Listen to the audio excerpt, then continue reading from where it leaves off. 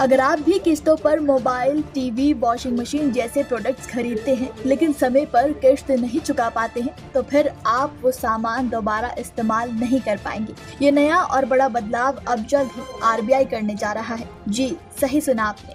भारतीय reserve bank ऐसी व्यवस्था बनाने की तैयारी कर रहा है जिसमें कंज्यूमर अगर ईएमआई नहीं चुकाते हैं तो कर्ज पर खरीदा गया प्रोडक्ट और उसकी सेवाएं दूर से ही बंद कर दी जाएंगी।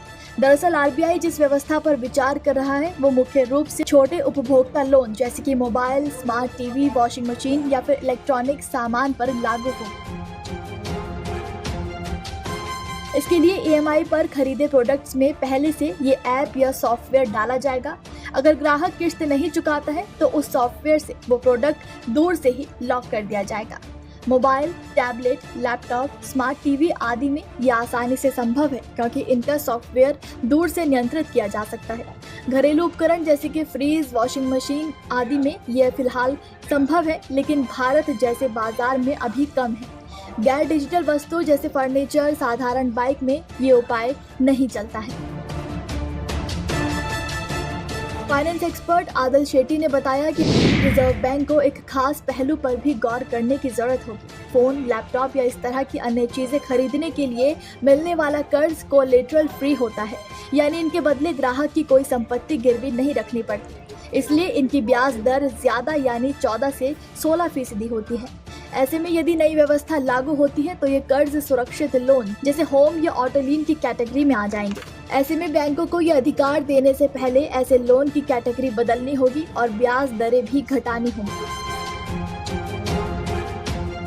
जानकारी के मुताबिक ये नया नियम ये सुनिश्चित करेगा कि ग्राहक की पूर्व सहमति ली जाए और फोन लॉक होने पर भी उसका निजी डेटा सुरक्षित रहे, क्योंकि लॉक करने की अनुमति बैंकों को दे तो जाती है, जिसके बाद उन्हें लाखों लोगों के डेटा का एक्सेस भी मिल जाता है।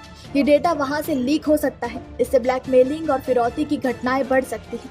आरबीआई और बैंकों को इस पहलू पर गौर करना पड़ेगा। इस मामले पर रिजर्व बैंक के गवर्नर संजय मल्होत्रा ने बुधवार को मौद्रिक नीति समीक्षा के बाद एक प्रेस कॉन्फ्रेंस में बयान दिया। उन्होंने कहा कि इस तरह के प्रस्ताव पर अभी चर्चा चल रही है और हमें इसके पक्ष और विपक्ष में दोनों तरह के विचार मिल रहे हैं। हमारा प्रयास ये सुनिश्चित करना है कि डेटा गोपनीयता आदि के संदर्भ में उपभोक्ता के अधिकारों की रक्षा की जाए। उपभोक्ता का हित सर्वोपरि है, जबकि हम बैंकों के सामने आने वाली समस्याओं पर भी विचार कर रहे हैं।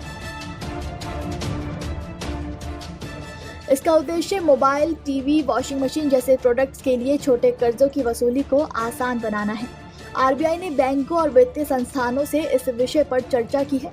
आपको जानकर हैरानी होगी कि कई देशों में कार और बाइक से ऐसा सिस्टम जुड़ा है जिससे ईएमआई न भरने पर गाड़ी स्टार्ट नहीं होती है। कार लोन में किल स्विच तकनीक का इस्तेमाल होता है। ईएमआई न चुकाने पर कर्जदाता कार को दूर से ही बंद कर सकता है। कंपनियां स्टारर इंटरप्ट डिवाइस लगाती हैं जो भुगतान न करने पर कार्ड चालू नहीं होने देती। वहां पर pay as you go solar system आम है। ईएमआई न भरने पर कंपनी रिमोटली सोलर पैनल या फिर बैटरी को बंद कर देती है। जैसे ही किस्त भर जाती है, सिस्टम चालू हो जाता है। इस तरह भारत में भी लाए जाने वाले इस बदलाव पर लेंडर्स का तर्क है कि जिस तरह गाड़ी या मकान की ईएमआई न भरने पर उसे जब्त किया जा सकता है, वैसे ही स्मार्टफोन पर भी रिकवरी का दबाव बनाया जा सकेगा। लेकिन इस प्रस्ताव पर अब कई सवाल भी खड़े हो रहे हैं। ये कदम छोटे उपभोक्ता लोन जैसे कि मोबाइल फोन और इलेक्ट्रॉनिक्स की फाइनेंसिंग एक तरह के कोलेटरल की तरह काम करेगा। दरअसल हाल के समय में छोटे टिकट वाले उपभोक्ता लोन में डिफॉल्ट बढ़े हैं और इनमें ज्यादातर हाई एंड स्मार्टफोन शामिल है। तो वहीं कुछ लोग इसका जमकर विरोध भी कर रहे हैं। उनका कहना है कि फोन को लॉक कर देना बेहद कठोर कदम होगा। मोबाइल पर लोगों की रोजमर्रा की जिंदगी निर्भर है। डेटा प्राइवेसी को लेकर भी अब इससे जुड़े सवाल खड़े हो सकते हैं।